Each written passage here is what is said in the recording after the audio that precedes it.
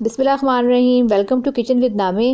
Viewers, आज मैं आपके लिए बहुत ही ज़बरदस्त किस्म की पूड़ी हलवे के साथ जो पूड़ी सर्व की जाती है उसकी रेसिपी आपको दे रही हूँ, जो कि बहुत ही मज़े की है। जैसे कि आप देख रहे हैं, बिल्कुल बाज़ारी पूड़ी है। इसको हम बनाने के लिए सबसे पहले हमें चाहिए होगा मैदा।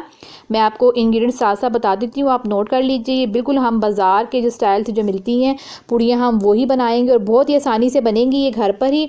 तो इसके लिए सबसे पहले हम ले रहे हैं 2 कप मैदा, हमें जो इजीली बाज़ार से मिल जाता है। इसमें हमने कुछ शामिल नहीं करना, आटा वगैरह बिल्कुल कुछ भी शामिल नहीं करना है। सिंपल हम मैदा लेंगे, इसमें हम 1 टीस्पून नमक डाल देंगे और इसको हम अच्छे तरीके से मिक्स कर लेंगे इसी मैदे के साथ, ताकि जो नमक है वो हमारा इजीली सारी हमारी जो पूड़ियों में शामिल हो जाए। अब इसी के साथ ही मैं इसमें लूँगी तकरीबन 1/4 कप ऑयल। ये आप देख लीजिएगा, ऑयल को लाजमी आपने डालना है, क्योंकि इससे पूड़ी बड़ी मज़ेदार और ख़स्ता सी बनती है। अच्छे तरीके से हमने इसको पहले सूखा सूखा ही मिक्स कर लेना है, आटे को और नमक को और जो मैंने ऑयल आपको बताया है।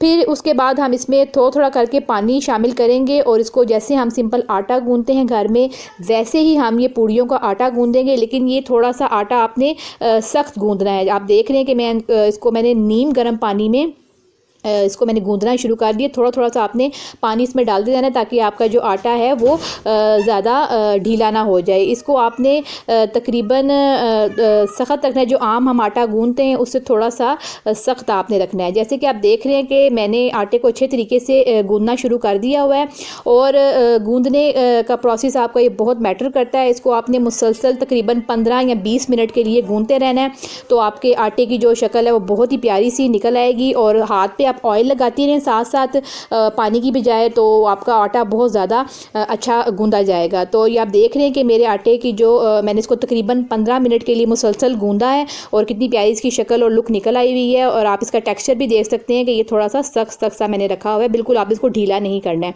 अब ये आटा हमारा गूंद चुका हुआ है, बिल्कुल रेडी है। इसको आपने तकरीबन हो सके तो पूरी रात इसको आप रख दें फ्रिज में या अपने काउंटर पे, या फिर इसको तकरीबन आप 3 से 4 घंटे के लिए इसको आप ढक के रख दें, ताकि जो आपका आटा है वो अच्छे तरीके से सॉफ्ट रहे। अच्छा, अब देख रहे हैं आप कि मैंने इसको तकरीबन पूरी नाइट ही रखा था गूंदने से पहले, क्योंकि ये इसकी बड़ी अच्छी फिर लुक आती है और पूड़ियाँ भी बहुत ही अच्छी और ख़स्ता बनती हैं।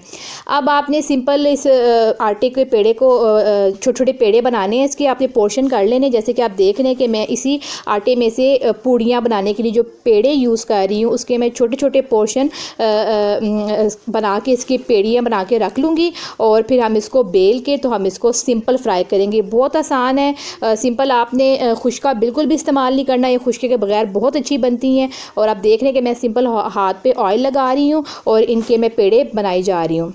इसी तरीके से आपने सारे पेड़ों को 1 बाय 1 करके अच्छे तरीके से बना लेना है। और इन पेड़ों को भी बनाने से पहले आपने आधा घंटा रख लेना है, ताकि जो आपकी जो पूड़ी है वो आपके हाथ पे अच्छे तरीके से बैठ जाए। अब मैं आपको जो तरीका बताऊंगी, आपने तकरीबन सारा ऑयल के साथ ही करना है, क्योंकि इसी तरीके से आपकी जो है ना पूड़ियाँ बाज़ार के तरह बनेंगी, जो हम बाज़ार से यूजुअली ख़रीदने जाते हैं। तो वो उसकी यही टिप है कि उसमें आपने खुश्की बिल्कुल भी इस्तेमाल नहीं करनी है।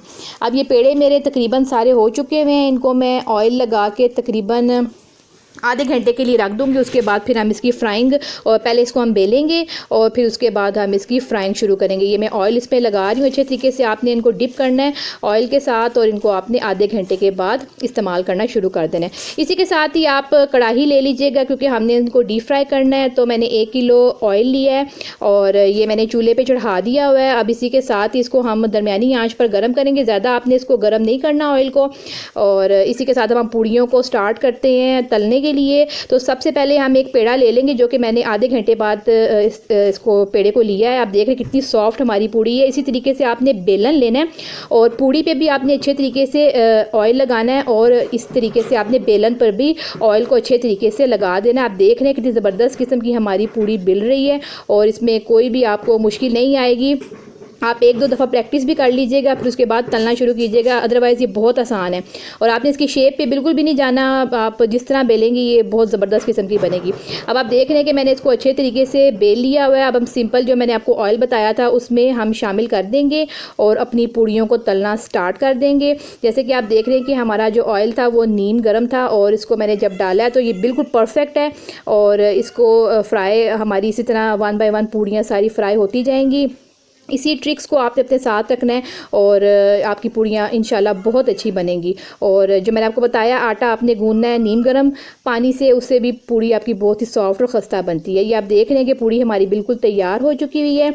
और अब मैं आपको दूसरी पूड़ी के भी एक दफ़ा और बेल के बता देती हूँ ताकि आपको अच्छे तरीके से ज़हन नशीन हो जाए कि आपने किस तरीके से इसको बेलना है, क्योंकि यही प्रोसेस है जिससे आपकी पूड़ी बहुत अच्छी बनेगी। सिंपल हम ये पेड़ा लेंगे और इसको अच्छे तरीके से इस पर ऑयल हम कोट कर देंगे। इसी के साथ ही बेलन हमारे पे जो ऑयल था उस पर हम दोबारा इसको ग्रीस करेंगे ऑयल के साथ और सिंपल हम इसको बेलना शुरू कर देंगे। ये बहुत ही हल्के हाथ से आपने बेलना है, ज़्यादा ज़ोर नहीं लगाना बेलन पे ताकि आपकी जो पूड़ी है वो फटने का भी खदशा है या फिर उसकी शेप भी ख़राब हो सकती है। बस सिंपल आप इसको इस तरीके से हर कोने से इसको प्रेस करें ताकि आपकी जो पूड़ी है कहीं से मोटी हो कहीं से पतली ना हो। जैसे कि आप देख रहे हैं कि मेरी पूड़ी बिल्कुल कागज़ की तरह फ्लैट है क्योंकि मैंने इस पर ऑयल अच्छे तरीके से लगाया और सिंपल मैंने इसको उठाया और ये इसकी शेप भी ख़राब नहीं हो रही है। अगर हो भी जाए तो कोई इतना इशू नहीं है, ये बहुत ही अच्छी बनेगी टोटलिटी में। जैसे कि आप देख रहे हैं कितनी प्यारी ये फूल रही हैं पूड़ियाँ, उनका कलर भी कितना प्यारा आया है।